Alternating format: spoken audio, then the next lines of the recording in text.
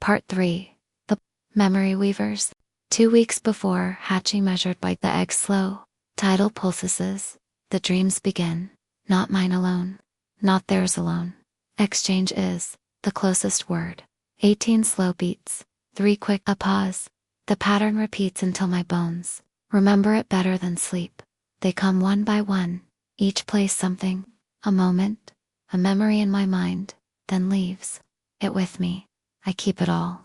Between the visits, I talk to the egg and taps, knuckle to membrane. The shell replies with a soft, answering thrum, like a heart knocking back from the other side of a wall. We are learning each other's alphabet. The chieftain wind slices the cliff clean and cold. It tastes like sweet violets in a storm. Passing the stone is sun-warmed under my feet, gritty against my heel ridges. Below 1,000 bodies, scales glittering like a river of knives, wings furled, eyes tilted up. Along the rim, silhouettes stand with the poised stillness of drawn bows. I don't watch the chieftain. I enter him the way a hand enters a glove scar. Tightness across the shoulder, an old ache in the hip. When the wind shifts, my chest expands, and the air comes into me as if the world has agreed I've earned it. He does not speak. He angles one wing 2 degrees and lets it settle. The line of silhouettes answers, a ripple of identical exact motion. A low 3-note chord blooms in my sternum, felt not heard, steady as a monk's bell stand, with them not above them. I try to shape a human sentence and get only breath against teeth. I respond the way the body says yes. I press my brow ridge to his, and let my breath fall into step with his rhythm. Another chord, descending this time, a promise that rides the spine like warm water. Fear is real. Bring it with you. It obeys your feet. He lifts a hand, the claws are thick, blunted by years of choosing not to cut. He places the heel of that hand on my sternum.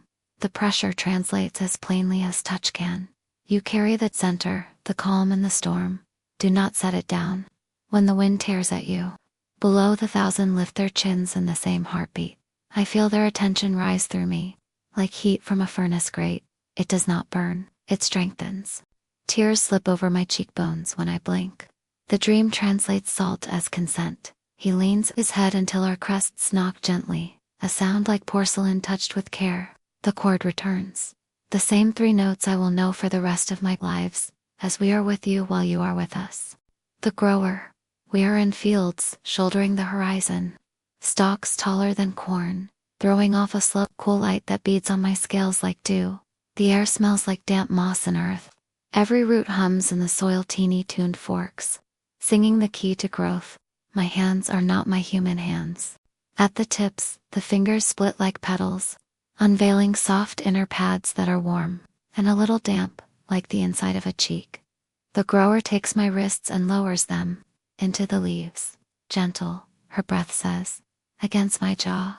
Not a word, an exhale that sketches the shape of gentleness over my skin. I stroke the leaf the way I once smoothed a fevered forearm. It trembles, not fear, recognition. The light brightens at the touch. A fine mist rises and settles on my tongue, with a taste like cucumber and rain. I try a question the Aurelian way. I inhale the scent of the soil and let it go slowly, with my mouth closed. The breath is the question. The answer comes through my palms as a new vibration thrumming through the veins of the plant. 2 notes up, 1 down. Ask, do not require. The grower pinches a stem between her split pads and makes a quiet click in her throat. Buds unfurl obediently, slow as yawns. She guides my fingers to a tightly curled blossom. I mirror the click. My first attempt is clumsy. She laughs, a rippling shoulder shake, not sound in, presses my hands a fraction lighter. The blossom opens, revealing seeds glowing like fireflies caught midsummer. A memory punches through, snapping. Sweet peas at the trailer table. Jamie, counting pods. Lily popping raw peas into her mouth and making a face. My chest gets soft and sore, like a bruise half healed. The grower places the flat of her forehead against mine, a thin, shimmering cord. Barely there threads between us.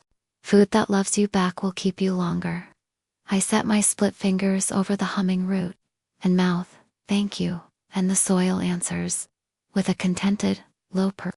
The animal razor. The valley is wide, cupped by low blue hills. Basins grown from living roots hold water that glows like something infused by magic. Six-legged grazers drink and steam in the morning air. Their breath smells like musk and salt. A cry thin and wet, cutting straight through the chest. The razor doesn't rush. He arrives, knees, finding a hollow in the dirt like he's practiced. Kneeling in exactly this spot his whole life. A newborn blinks slime and light trembles. So hard the ridges along its back and arms chatter. Let me know you, he says with his touch. Palm flat along the newborn's side. The other hand cupping the ear plate, he soothes. And it settles. I mirror him clumsily, forearm slicked, with birth, scales taking on heat. The infant's heart rattles coarse and fast. Against my palm, I lower my forehead, until it touches the creature's crown. The razor bumps my shoulder with his there. Version of a nod. Together we breathe, in, out, in, out. The newborn's rhythm stutters, then finds us, like a third singer catching the tune. A phrase translates up through my hands. If you want trust, offer your weight. I shift my thigh under the infant's chest, to take some of the burden my body remembers. The hospital's fluorescent light, Jamie's wet hair, the too clean smell of antiseptic. The breath I give the newborn is also the breath I would have given that boy again and again. The razor makes a sound in the back of his throat, half hummed, half whistled. The herd lifts their heads, ears turning, but no one bolts. The sound means family. He takes my wrist and guides my palm to the notch where spine meets ribs. Here his touch says, this is the door. The infant sneezes slime onto my forearm, then presses its damp face into the crook of my elbow like it has known me for a long time. Something inside my chest unclenches. The cook. We stand under a canopy of stretched leaves and woven branch where smoke curls lazily and holds the shape of dancers. Braziers burn low, the coals smell like citrus and pepper. Bowls of powdered spice catch the light and throw it back as glitter. The cook tips a pinch of bright dust into my palm and closes my fingers. Trust her, gesture says. I touch it to my tongue. It pops like tiny fireworks and floods my mouth with sour, then sweet, then a memory of summer, tomatoes that never fully ripened. She grins, head tilt, teeth hidden, and taps the bowl's lip twice. Again, I do, and this time wait. The fizz becomes cool and mint clean. I exhale and feel my sinuses open like windows in a thunderstorm. We work, roots go from hard to forgiving, under a blade whose handle fits the hand, as if it had been waiting for me. The cook's elbow brushes mine, guiding rhythm, not correcting. She sprinkles a handful of seeds that chime when the wind nudges them. The sound finds my ears with joy, reminding me of the bell on a beloved childhood pet's collar.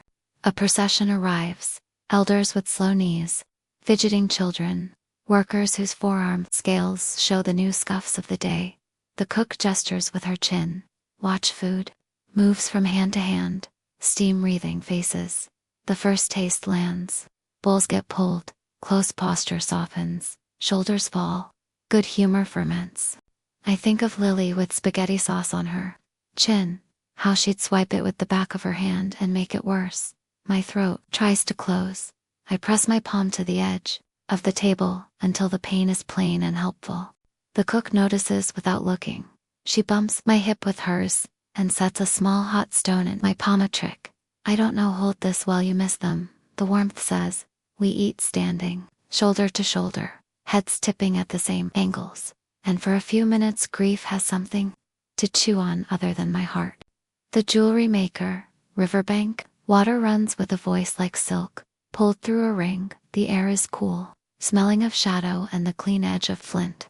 Stones are piled in deliberate heaps, colors sorted by the stories they contain. She is blind, but her eyes are not empty. They are full of a way to see that does not bother with light. She finds my face, with 3 fingertips, brow, cheekbone, jaw, mapping me the way a map maker walks a field. Then she takes my hands and turns them palm up. You listen poorly with your ears. Her mouthless smile says, so we'll use your bones. She places a river smooth stone in my left palm. Heat coils there, then a faint, constant vibration, Storms, migration. A funeral carried in the hips of walkers who refuse to drop the weight. In my right, a shard of something darker, colder. It does not hum, it absorbs. Obsidian, the touch says. It keeps your secrets until you ask for them. She wraps my fingers around the shard, then guides my thumb to a hairline fracture. A soft double tap on my knuckle here. Breathe, there I do. The shard yields a whisper of sensation. The memory of a young female whose offspring and sight were taken by ash of a natural disaster. My chest wrenches, the egg's fluid in the faraway present warms like a hand on a sternum. The maker catches the flinch and puts her forehead to mine. Her breath is a steady count, an invitation. We match cadence. She taps the stone with a nail. Grief carried, safe, remembered. Then she lifts my hands, so the river light strikes the obsidian. My reflection stares back, scaled, luminous, stranger and not. I do not look away. She slides a strip of soft metal onto my wrist and tightens it with 2 firm presses. You will learn to wear what you cannot set down.